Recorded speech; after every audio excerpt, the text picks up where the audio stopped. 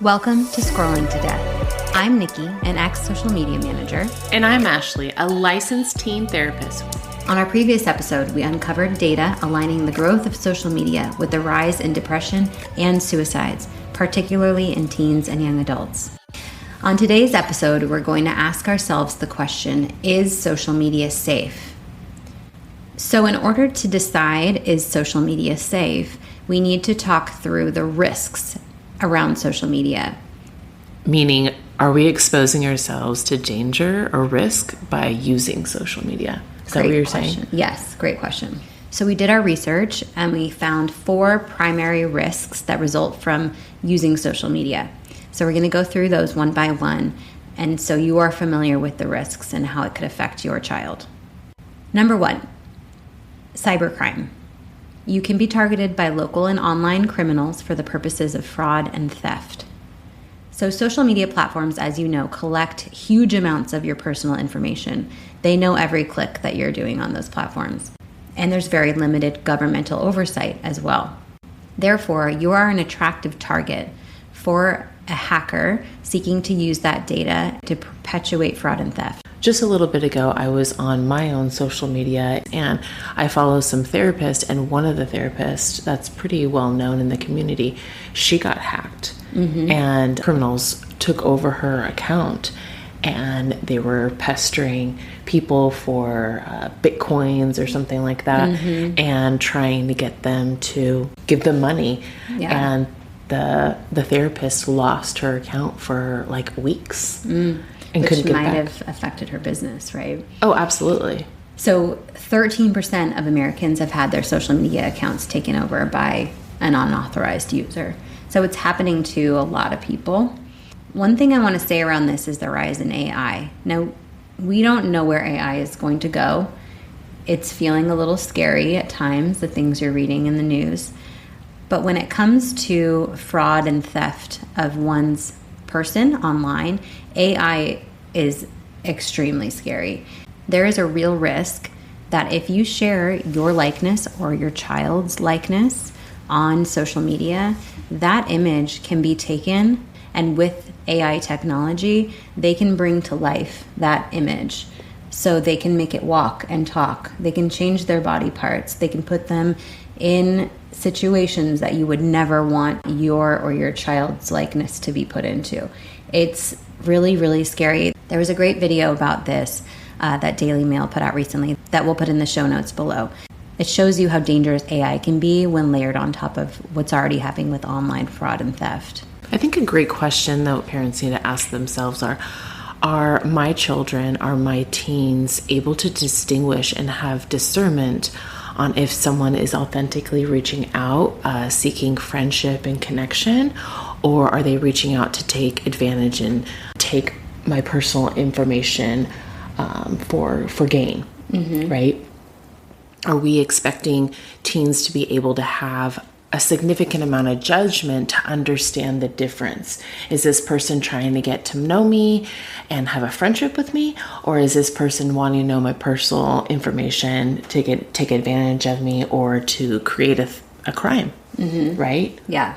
We need to teach teenagers and young children to be aware of their instincts and to be aware of their intuition of when something doesn't feel right on social media, when someone's asking you questions and wanting to know your private information and location. We need to teach our teenagers to not give that information over social media, to not allow someone to share locations with them if we don't know them, or even, I'm just going to throw that. We shouldn't be sharing locations with anyone other than our parents, maybe. But even I see this, I'm going on a rant, but even I see this with teen clients. They're sharing their locations with their boyfriend or girlfriend or partner. And I just think, like, where are the boundaries here? You know, why do we need to be knowing where our significant other is at all times? Right. And it's the same thing with, like, well, then we're just totally at risk of, taken advantage of our personal information. If we're so okay with sharing our location with every friend at school or our partners, then we're totally okay if giving personal information to whoever, Joe Schmo on the internet. Right. So when it comes to cybercrime, we're lining up a really great interviewee that we want to talk to about this, that's an expert in this area, and what you should be sharing, what you shouldn't be sharing if you're active on social media in order to stay safe and keep your information private. Okay, so number 2 risk when participating on social media is cyberbullying. We talked about this topic a bit in our last episode when we went through specific stories of suicide. Research is reporting that at least half of the young U.S. population has faced bullying online in 2022. And the most dangerous aspect of cyberbullying is that it often goes unnoticed. Often when one is cyberbullied, it overwhelms them with anxiety and they don't know how to deal with it or how to seek assistance. And this makes it harder for teachers or parents to detect it. Why don't teens, when they're being cyberbullied, talk about it? Why don't they tell their parents? I think that's a great question, Nicki. With teenagers who don't want to talk about it with their parents, I think for them, the fear of it can cause more social disruption. It can cause more consequences to their already disrupted social environment. So they can feel like, well, I'm just going to be outcasted even more. And also, too, is if they were to talk to their parents and their parents were to do something about it, well, I'm just going to be a snitch, right? Yeah. And if I'm a snitch, then I think that might even, again, bring more people away from them. They might feel more, they might just be validated that I am alone and I have no friends, no one likes me. It might just feel like a no-win situation, right? Where if I tell my parents, then they go to the school or they go to that person's parents and I might get even more bullied or I might even get more outcasted, More right? isolated. More isolated. It will cause even more disruption, right? That's their fear. That's their anxiety about it. But also if I don't tell anyone, I'm just, again, even more alone and I have to deal with this all on my own. One thing I read is that a lot of teenagers won't report cyberbullying because they don't want their phone taken away. I think that's the reaction of a lot of parents is, if I take away the phone, they can't be cyberbullied. It's the simplest solution. But in reality, that teenager is very addicted to that device, and taking their phone away is going to make them feel more distressed and isolated. And so I think parents need to know that they can have this conversation with their teenager, right? Tell them that this is something that is happening a lot on social media, and the parent is aware of it. And if this ever happens to you, teenager or child, please tell me about it and we can deal with it in a private and appropriate way, but kind of earn their trust ahead of time, set that expectation that it will be okay, but that I need you to tell me because let's get ahead of it before it gets bad. I think teens are already feeling this sense of fear that their parents are going to get upset, and the first reaction is, oh, my parents are going to get mad at me, I'm going to get consequenced for it. And I then think when parents do find out, their initial reaction, I think you're right, is to take away the phone, because if I don't have the phone, then the cyberbullying can't be happening, my kid won't be affected by the cyberbullying, right? Mm-hmm. But what happens is that feels like, oh great, I'm being punished for talking to you about it. Right. And I think you touched on a good sign is that we have to build trust. We have to build trust with our teenagers by talking about it, by sitting with them. Taking away the phone is not going to solve the problem, but sitting with them going like, hey, how can we solve this? Do we need to not follow this account? Do we need to go to the school together to discuss the cyberbullying? And how do we help teens be assertive and advocate for themselves?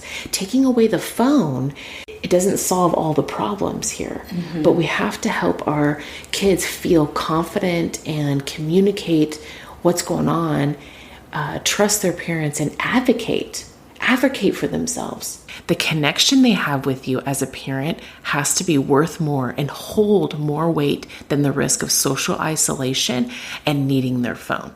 There's no specific actions that they're doing to entice or to trigger cyberbullying.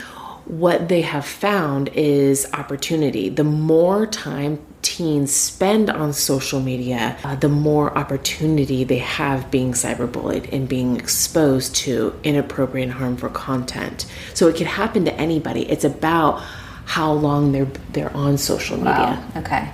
That's a great argument for limiting, just adding time constraints, right? Absolutely.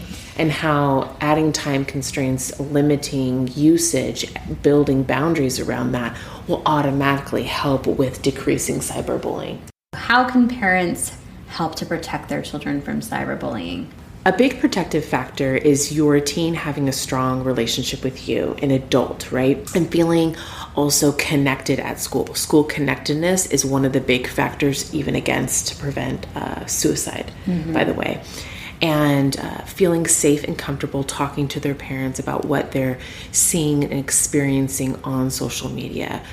When they do feel connected at school, they're able to go to school admin, teachers, a counselor, where they can bring up these issues and explore like what they can do, who they can talk to, and how to advocate for themselves. A lot of teenagers don't feel they have the courage, the bravery to take the next steps to advocate. And it's so important for an adult, parents, and for teachers to help facilitate that. Mm-hmm. And I think the adult can help make up for the lack of confidence that most teenagers have in themselves. So risk number 3 when it comes to social media activity is exposure to harmful content. This could be an explicit pop-up, an ad on a free game, videos showcasing children's cartoon characters in adult situations. It could be a forum promoting self-harm. Even an innocent search can expose children to content that can make them feel upset or confused. Over half of children 11 to 16 years old have seen explicit material online. So what you think is inappropriate material for your child could differ from another parent, and that depends on your child's age and maturity level. Inappropriate content is something that might upset your child. It might be information that would lead or tempt them into unlawful or dangerous behavior. This could include pornographic material, content containing swearing, websites that encourage vandalism, crime, terrorism, racism, eating disorders, or even suicide. Pictures, videos, or games which show images of violence or cruelty to other people or animals. Unmoderated chat rooms where there's no supervising of the conversation and barring of unsuitable comments. So I experienced this already. I feel like when I let my kids use an iPad, they're on these free games, and there's ads that come up that I don't find to be appropriate for my 5-year-old. And yet he's playing a game that's suitable for a 5-year-old. There doesn't seem to be an alignment between the advertisements that pop up and the game that the kid is playing. And it causes me to distrust the iPad in general. I don't let my kids use iPads anymore simply because I don't know what they're seeing on there, and I don't know how to control that. I mean, I think it's a big deal when you actually take the time and effort to research particular apps that you feel, okay, this is appropriate for my kid. I went through the research, I did it, I looked through it, and then all of a sudden we can't control the ads that pop up there. And then they're clicking, so it might be just an educational app, but then they're clicking the ad that comes up to take them to another download for a free game. They download the free game, and then they're playing this other game where these other ads are being served for potentially more inappropriate things. And it just feels out of control. For now, I've said no iPads simply because I don't feel in control of what they're seeing. And they're only 5 and 7 and 2. The 2-year-old doesn't use an iPad. But I think that these kids are smarter than us when it comes to technology.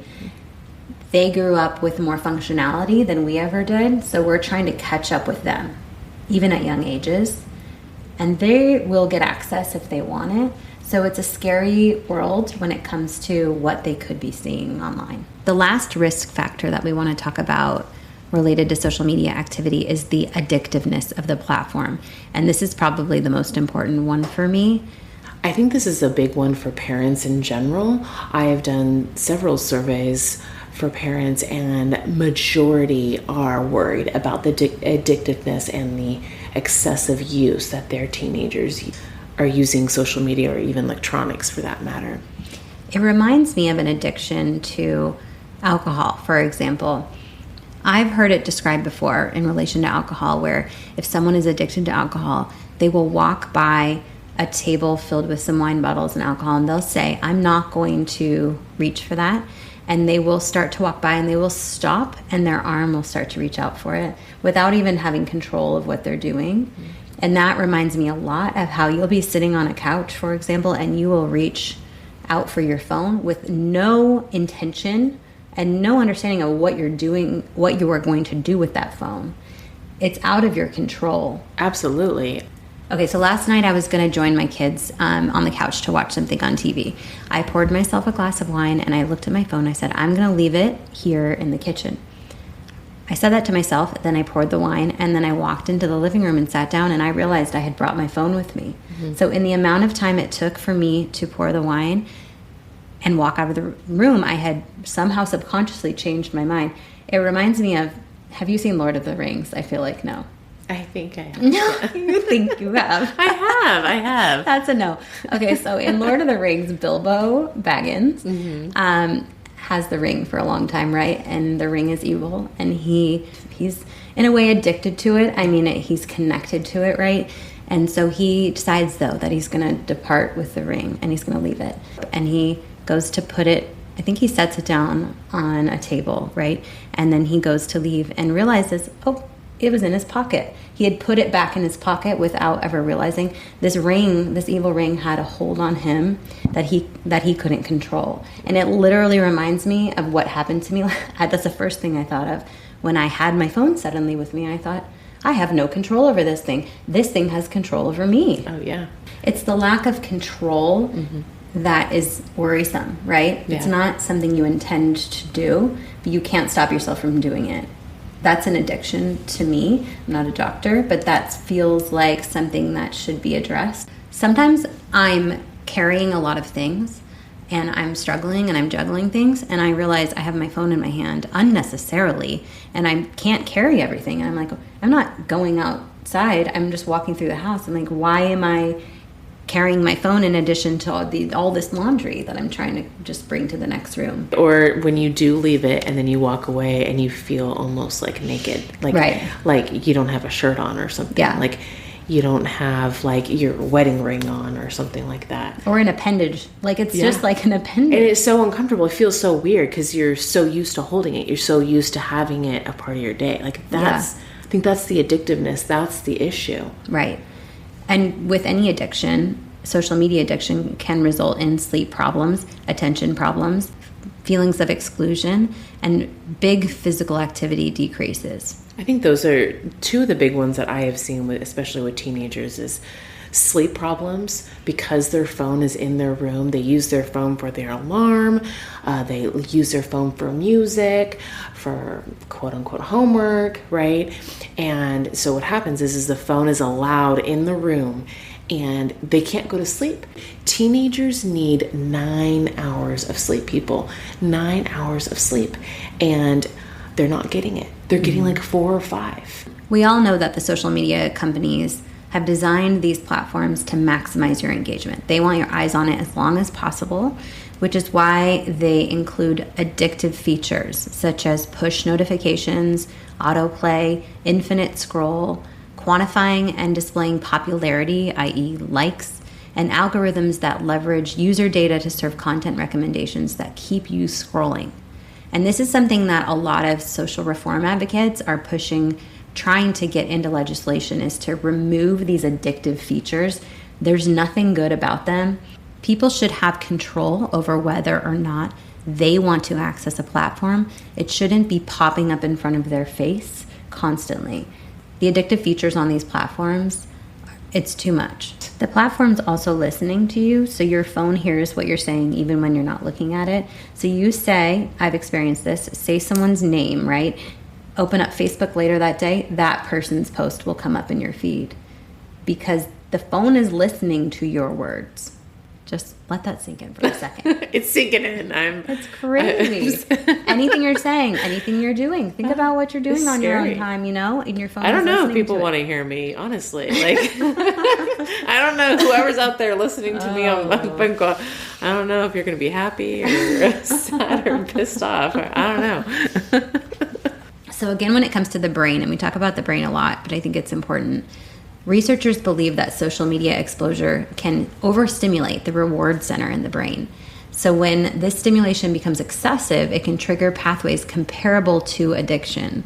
So it's very much like an addiction that you would think, like a typical addiction you would think of: alcohol, cigarettes, those type of things. Absolutely. Or these features within social media, they're supposed to trigger releases of dopamine in the brain, again, to make you feel good, to keep you on.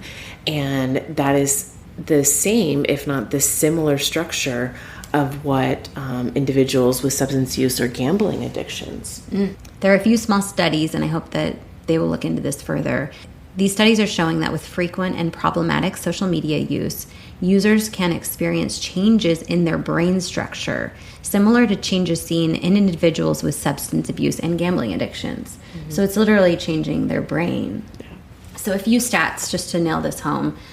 In a recent survey of girls aged 11 to 15, 1/3 or more say they feel addicted to the social media platform that they use. Why do 11 to 15-year-olds have social media is my question.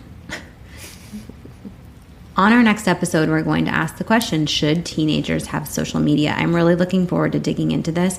There's some countries, there's some states that are implementing limitations for younger people on the amount of time they can spend on platforms and even which platforms they can spend time on. We'll talk more about that soon. Over half of teenagers report that it would be hard to give up social media. Obviously, because that's the only way they're communicating with their friends. Well, it's their primary source of communication, right? Right, and that's what we need to change. We need to change. Social media shouldn't be the primary way to have connection and to communicate with your friends. This also statistic of half of teenagers report that it would be hard to give up social media is the evidence that this is hard to break from. Right. This is hard to move away from, right? This does have addictive characteristics. If you have half of teenagers saying that would be hard to get rid of, already that's a red flag that this is addictive. It really makes me think about alcohol addiction. Alcohol is addictive, right? And so we all have to limit our alcohol intake, and in some cases, not drink alcohol at all. Mm-hmm. It's not okay to drink alcohol all day long for anybody, right?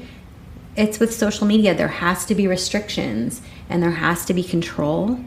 And for some people, it may just be something that they can't handle. I think you're touching on a good point, because there are, I think, kids and teens out there that are more susceptible to the addictive features of social media. And research does show that kids who are struggling with ADHD or ADHD symptoms have a harder time giving up social media, have a hard time limiting their use of social media, and feel more like this is addictive, that I can't control my excessive use. Right.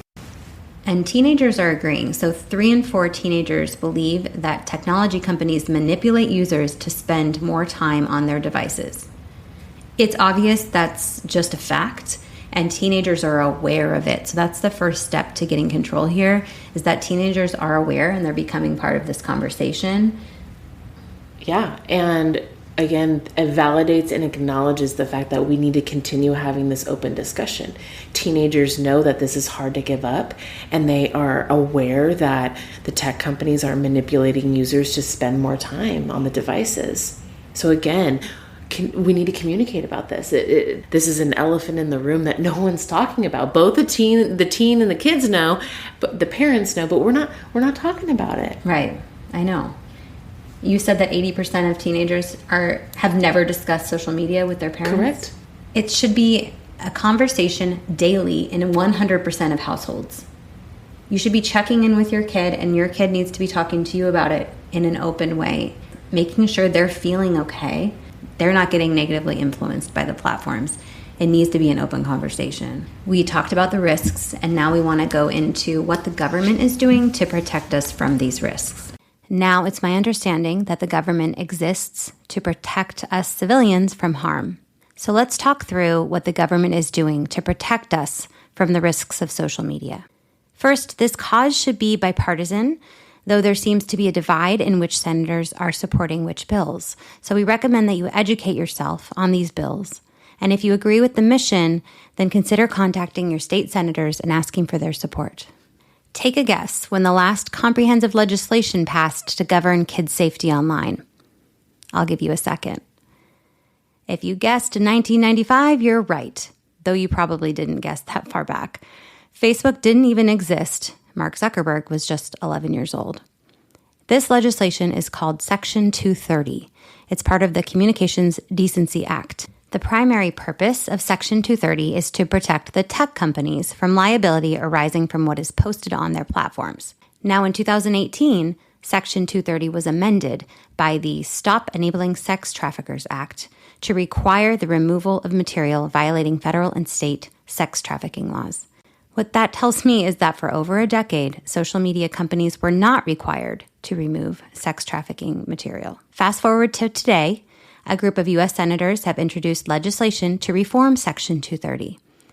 This is called, it's a long one, the Safeguarding Against Fraud, Exploitation, Threats, Extremism, and Consumer Harms. In short, Safe Tech.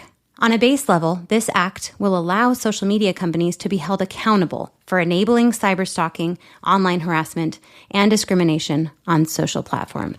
Now I want to share with you guys a powerful quote from one of the creators of the Safe Tech Act, Virginia Senator and former tech entrepreneur Mark Warner. For too long, Section 230 has given cover to social media companies as they turn a blind eye to the harmful scams, harassment, and violent extremism that run rampant across the platforms. When Section 230 was enacted over 25 years ago, the internet we use today was not even fathomable. This legislation takes strides to update a law that was meant to encourage service providers to develop tools and policies to support effective moderation, and allows them to be held accountable, finally, for the harmful and often criminal behavior that exists on these platforms. Now, I agree strongly with what Senator Warner has said here, but the Safe Tech Act, the reform to Section 230, is controversial. Some say that this anti-tech legislation would seriously threaten free speech online and the creator's ability to monetize content, while also subjecting tech companies to a flood of frivolous or unfair lawsuits. The laws around social media are always evolving and changing. Many do exist, and there are certain established acts that define the landscape. So we're going to mention a few that provide protection for minors. The Children's Online Privacy Protection Act, COPPA, passed in 1998 and limits the collection of personal information of people under 13 years of age. This act also aims to place parents in control over what information is collected from their children online. The Social Media Privacy Protection and Consumer Rights Act, enacted in 2018, requires online platform operators to inform a user prior to them creating an account that the user's personal data produced during online behavior will be collected and used by the operator and third parties. One interesting thing I learned about this act is that you can request a copy of all your personal data within that platform free of charge and in electronic format at any time. Also in 2018, California passed the Parent Accountability and Child Protection Act. This act lists many products and services which you cannot knowingly sell to minors. It also prohibits you and your company from retaining, using, or disclosing minors' personal information. The Age-Appropriate Design Code Bill passed in 2022, which regulates the collection, storage, and processing of personal data for children under 18. Most importantly, we want to mention two bills that have not been passed yet, which will help protect children online. The first is KOSA, the Kids Online Safety Act. If this passes, platforms are likely to preemptively block conversations that discuss substance abuse, suicide, and eating disorders. COPA 2.0 amends the Children's Online Privacy Act of 1998 to strengthen protections related to online collection, use, and disclosure of personal info for children and minors. Both of these bills unanimously passed out of the Commerce Committee in July of this year, and you can support these legislation moving forward. What you can do is reach out to your state senators. I just did this. It was super easy. You can contact them and ask them to co-sponsor these bills. We put a link to how to do this in the episode notes below. Now you may be thinking, and I get it, that this is super boring. I don't need to know all of this legal mumbo jumbo. But it's so important that we educate ourselves and just do some Googling on these reforms, on these bills that are coming through. There is literally nothing more important than the mental health, physical health of our children. And these are the things that are going to protect them as we set them loose on the internet or with a cell phone. We have to know what's going on and what we need to support to keep them protected. On May 23rd of this year, something huge dropped. The U.S. Surgeon General issued an official advisory related to social media in relation to youth mental health. Now, basically what they did is review all the latest research that exists, and here's what they found. They asked themselves if social media is safe for children and adolescents. That's the big question, right? What they said, and this is a quote, "We do not yet have enough evidence to determine if social media is sufficiently safe for children and adolescents.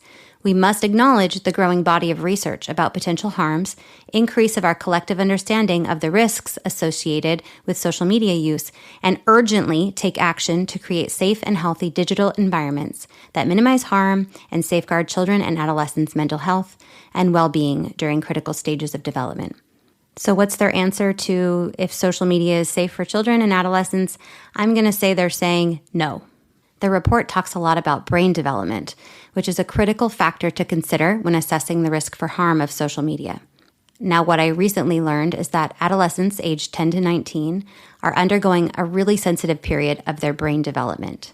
This is a period when risk-taking behaviors reach their peak, when well-being experiences the greatest fluctuations, and when mental health challenges such as depression typically emerge. It's during these ages that teenagers and youth are especially susceptible to social pressures, peer opinions, and peer comparison. Let's talk a little bit more about the brain. So this report from the Surgeon General talks about how frequent social media use may be associated with changes in the developing brain and the prefrontal cortex, literally changing their brain, which could increase in sensitivity to social rewards and punishments. Now here's one of the big stats that you may have seen in the headlines. So the study of adolescents aged 12 to 15 found that adolescents who spent more than 3 hours a day on social media, which is most, face double the risk of poor mental health outcomes like depression and anxiety. The report also talks about harmful content. It says that extreme, inappropriate, and harmful content continues to be easily and widely accessible by children and adolescents. And in certain tragic cases, childhood deaths have been linked to suicide and self-harm related content and risk-taking challenges on these social media platforms. The Surgeon General's report also mentions 20 different studies that agree there is a significant relationship between social media use and body image concerns and eating disorders. All of this sounds very grim. We're not in a great place. So what's the answer? The report states that we are experiencing a national youth mental health crisis, and now is the time to act swiftly and decisively to protect children and adolescents from harm. I completely agree. Now, the entire burden of mitigating this risk cannot be placed on the children and the parents themselves. It states that nearly 80% of parents believe technology companies to have a responsibility to protect children from inappropriate content, of course. For way too long, technology companies have been prioritizing their bottom line over our children's mental health, and it's time for them to make their platforms safer for us. Give us a way to connect that does not addict us, that does not degrade our mental health and make us worry about our children's lives. We also need more research to support these safeguards. And we already talked about the huge role that local, state, and federal government holds in implementing protections for our children and adolescents' safety. The report gives specific recommendations on what parents and caregivers and even the adolescents themselves can do to stay safe online. We're going to include the link at the end of this episode, and we encourage you to take a few minutes to review the recommendations. So we started off asking ourselves, is social media safe? So Ashley, what's your answer? I see social media as an open playground for anything to happen. We have restrictions, rules, laws, and safe practices regarding other things that can cause harm, such as a car, driving, smoking, medication, drugs, alcohol, but nothing for social media. We are giving children and teens keys to a car with no training and no safety measure, no seatbelt, no airbags, and no speed limit. Free range to do whatever they want. What do you think kids and teens will do with that? Is social media safe? No. Can it be safer? Yes. Can we teach our kids and teens to be safe on social media? Yes. Can we control it all? No. For me, after doing this research around the risks of social media and learning the lack of legislation that exists to protect us, I'm going to say that social media for me is not safe enough. I don't feel that it's a safe enough space for me to share my information, and I 100% don't feel that it's safe enough for my children to share their information yet. I will be reassessing this year by year before I allow my children to have any kind of social platform. Social media should be secondary, and really talking with them on how to limit social media, putting importance to other things in their life but social media. I feel that a teenager sharing their personal information on social media puts them at risk. Probably.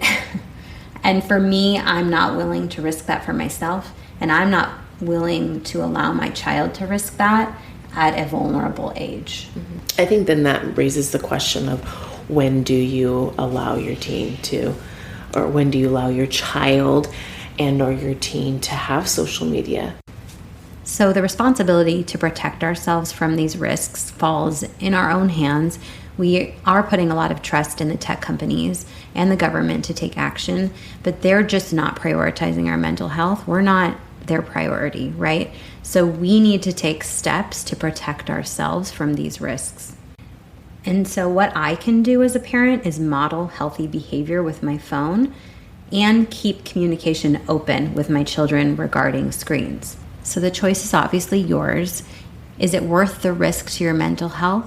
All we want to stress today is that there are risks around social media use, and please communicate these risks with your children and teenagers. Thank you for being part of this conversation. It affects all of us, and it's up to us to course correct and find a safer way to connect. We hope you have a few extra seconds to click follow and give us a 5-star rating. And let's meet where you're at, which right now is likely Instagram. Give us a follow and let's talk there. Comment on any of our posts and tell us what you're struggling with related to social media. What would you like us to cover? Also, visit our show notes for anything referenced in the episode, links to research that we mentioned, and direct access to Ashley's therapy services for teens in California and parenting courses available globally. Thank you for listening to Scrolling to Death.